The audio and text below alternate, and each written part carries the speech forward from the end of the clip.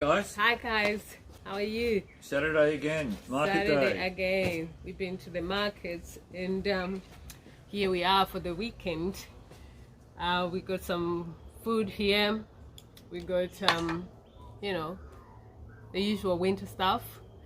What are we going to talk about today? Well, today I think we're going to do some basic understanding of weight loss. Oh yeah, we're going to talk about weight All right, loss. so what we want to start with is just a basic understanding of carbohydrates, because this word gets thrown around a lot, and it's kind of important to know the difference between carbs and what they mean. So, because carbs are thought to be bad and negative and you shouldn't eat them and rah. You hear all these kind of theories, but there's different types of carbohydrates and you need to understand this. It's super, super important.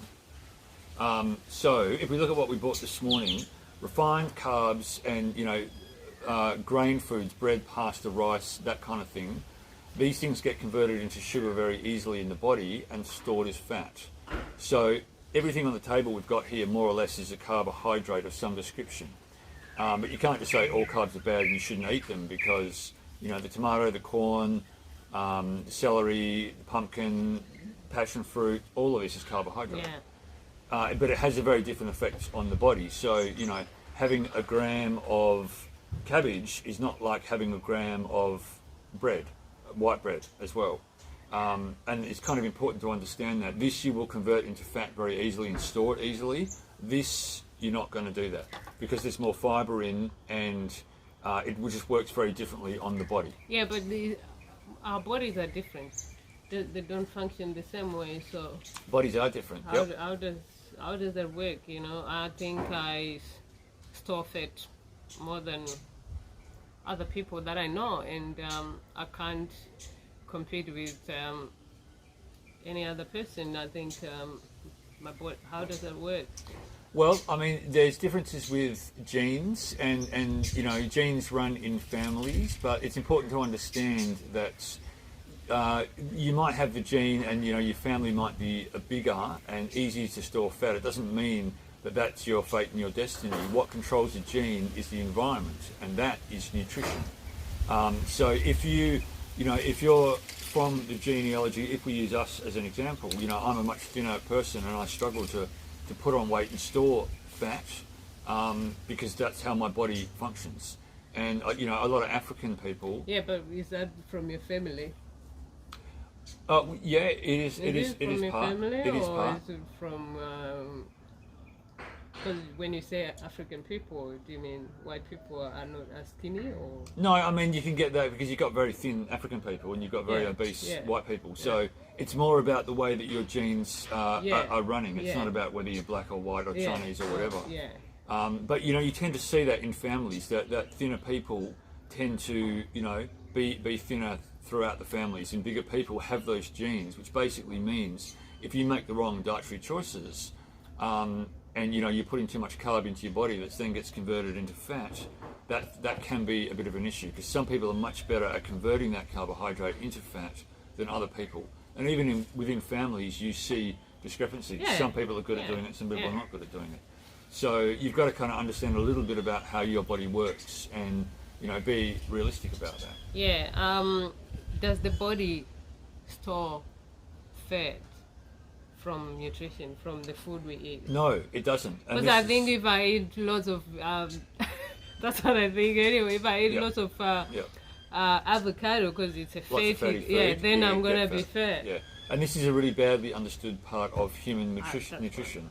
I guess everyone else thinks like that. But it's important to understand that. So, dietary fats does not get stored as body fat, and this is a really important concept to understand. What gets stored as body fat is sugary carbohydrates that then get broken down, and this is when you take these kind of foods in, your cells are full, you've got enough energy, and you've got excess carbohydrate so left it's over. the repeated eating of these carbohydrates on a daily basis. There's nothing wrong with eating once in a while, but there's consistency of eating carbohydrates all the time. Refined carbs, because what you're basically doing is you're telling your body to store that as excess. Dietary fat doesn't have that. Olives, avocados, dairy, whatever it is that is from a fatty source, it makes your body break down the fat and use that as energy. So you don't store dietary fat as body fat. It's really important to understand that, and very difficult for lots of people. But the body, the body needs some sort of carbohydrates, though. So not it just as much. Yes and no. Yes and no. It actually doesn't. You can convert fat or protein into glucose, which is what you actually need. Okay. So you don't actually need to have any carbohydrate technically. Glucose is the primary fuel for the brain and for the nervous system, but the body's very clever and it has these ways of adapting protein and fat to make glucose. You can do that. The body has always been able to do that. It's called gluconeogenesis. But like you say, definitely, because all these foods, they have some sort of carbohydrate. They do, but to different degrees. Yeah. And when you have things like with fibre in, this has a very different effect on the body. This type of carbohydrate, tomatoes, cabbage, zucchinis, whatever, than this that has no fibre and is already a refined flour, gets broken down very quickly into the glucose, the sugars, and then that gets converted into fat. So these things, because they have fibre, are much slower to digest, and you don't have, these things have a lot of other nutrients in them that this doesn't have, the bread doesn't have, and it's a very different effect on the body. Yeah, I think the whole thing that has always been an issue for me is we are all made differently. You just have to be realistic about the weight that your body can keep. Yeah, that's definitely true. So someone like me is not going to end up being morbidly obese, and people that are really, really overweight, they can get thinner, but they're not probably going to be super, super skinny either. So you have to understand a bit about how your body works. It doesn't mean that you can't Otherwise put on you're weight or fighting lose weight. against the grain, You're fighting against what your body naturally is trying to do. So everyone has kind of an ideal weight that they should be, and it's not necessarily what you see in a magazine or on Instagram or whatever. But this is the way that your body's programmed. I think as long as you know what you're eating, and keep a healthy weight, you're ahead of the game. You are ahead of the game, isn't it? Yeah, exactly. Keep the disease away, and you're good to go. So you guys, if you have any questions, any contributions, and please comments, feel free to comment. Benny is a qualified nutritionist, is a qualified Chinese medical practitioner, and you should be able to help anyone. So we're going to be talking about all these things. If you're interested to hear more, just say yes as well. Fingers up, thumbs up.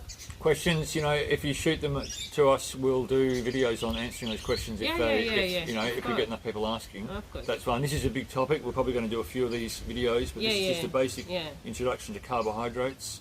And how they work on the body, because it's important to know that for if you're trying to lose weight or if you're trying to gain weight. Yeah, we'll talk about lots of things and about us. And about us. Yeah, how we get on every day with our lives. Yeah. You hear some of those things. Okay. Okay. Sure. All right, cool.